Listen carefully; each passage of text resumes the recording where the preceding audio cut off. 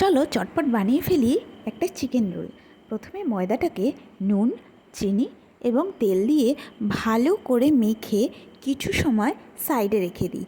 তাহলে কিন্তু রুটিটা বেশ নরম খেতে হয় আর রোলটাও হয় ভীষণ টেস্টি।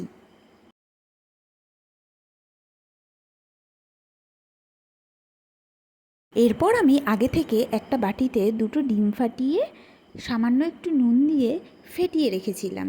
অন্যদিকে পেঁয়াজ, ক্যাপসিকাম এবং কাঁচা লঙ্কা কুচিয়ে আগে থেকেই রেখে দিয়েছিলাম আর লেবু কেটেও রেখে দিয়েছিলাম। আদা রসুন পেস্ট এবং একটি গুঁড়ো মশলা আমার করা রয়েছে। গুঁড়ো মশলাটায় আমি সামান্য চাট মশলা এবং একটু বিট নুন দিয়েছিলাম। তোমরা চাইলে আমচুর পাউডারও ব্যবহার করতে পারো। এবার ম্যারিনেট করে নেওয়ার পালা চিকেনটাকে। দই, লবণ, হলুদ, তেল, জিরের গুঁড়ো, আদা রসুন পেস্ট, ধনের গুঁড়ো দিয়ে আমি ম্যারিনেট করে নিলাম চিকেনটাকে। দেখো, দেখতেই খুব টেস্টি লাগছে। খেতে তো তোমরা খেয়েই আমাকে জানিও তোমাদের কার কার চিকেন রোল ফেভারিট। এদিকে তাওয়াটা আমি বসিয়ে তেল গরম করতে বসিয়ে দিলাম। তাওয়াটা আমাকে আমার শ্বশুরমশাই দিয়েছিলেন যাতে আমার রান্না করতে অসুবিধা না হয়। তেলটা গরম হওয়ার পর প্রথমে পেঁয়াজ কুচিগুলো দিয়ে দিলাম। তাতে সামান্য নুন দিয়ে কিছুক্ষণ হালকা হাতে নেড়ে নেব। পেঁয়াজ কুচিগুলো একটু ভাজা হয়ে যাওয়ার পরে ক্যাপসিকাম কুচিগুলো দিয়ে দেব। বেশি ভাজার দরকার নেই। সামান্য একটু নুন নিয়ে এপিটোপিট করে নিয়ে কিছুক্ষণ রাখবো তাওয়াতে।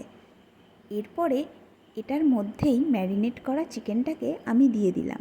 ঘরোয়া রান্নায় খুব সহজ পদ্ধতিতে করার জন্য এই পদ্ধতি। গ্যাসের ফ্লেমটাকে মিডিয়ামে রেখে আমি এই রান্নাটা করব। একটুখানি কাঁচা লঙ্কা দিয়ে দিলাম। তোমরা কিন্তু তোমাদের স্বাদ মতো লঙ্কা বা লবণটা দিয়ে নিও। টেস্ট বাড়ানোর জন্য আমি সয়া সস ব্যবহার করেছিলাম। এদিক ওদিক নাড়াচাড়া করার পরে আমি সেটা নামিয়ে নিলাম। চিকেনটা ভালো করে কুকড হয়ে গেছে। এরপরে মেখে রাখা ময়দাটার ডোটা যে বানিয়েছিলাম সেটা দিয়ে চটপট রুটি তৈরি করে নেব। আমি সবকটা ডোয়ের রুটি একবারে করে নিয়েছি।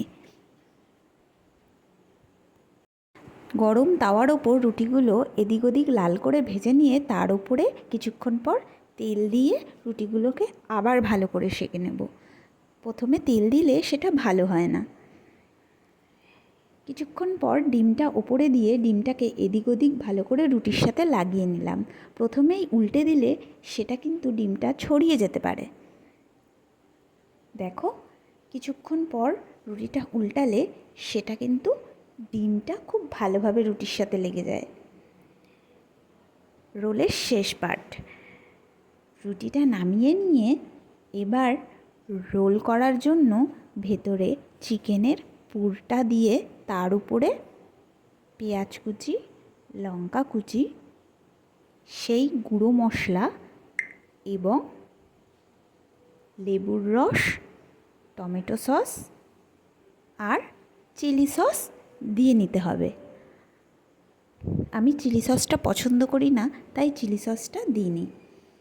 পুরোপুরি তৈরি হয়ে যাওয়ার পর রুটিটাকে বাটার পেপার দিয়ে রোল করে নেবে। বাড়িতে বানানো রোল তোমাদের কেমন লাগলো আমাকে অবশ্যই জানিও।